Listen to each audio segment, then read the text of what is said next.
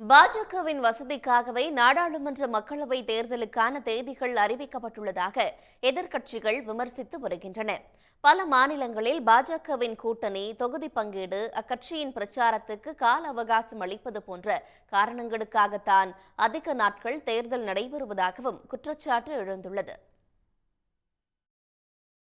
இந்தியாவின் முதல் பொதுத் தேர்தலுக்கு பிறகு அதிக கால அவகாசத்துடன் நடைபெறும் நாடாளுமன்ற தேர்தல் 2024 நடைபெறுகிறது.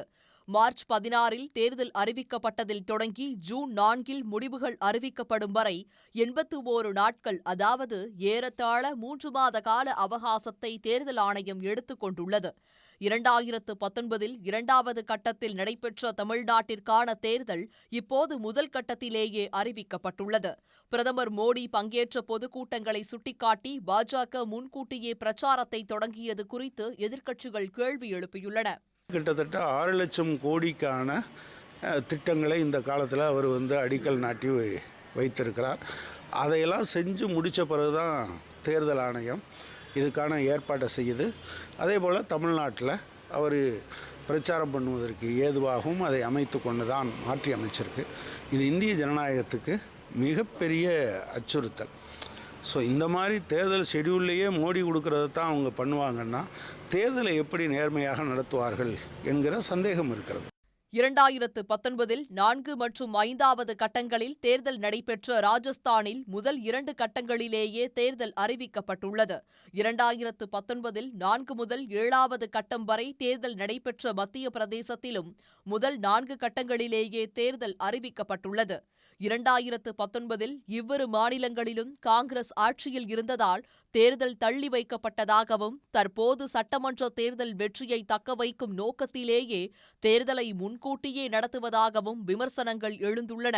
பாஜகவை பொறுத்தவரை அவர்களுடைய பிரச்சார வலிமையே பிரதமர் மோடி மற்றும் ஓரளவுக்கு அமித்ஷா அவர்கள் தான்.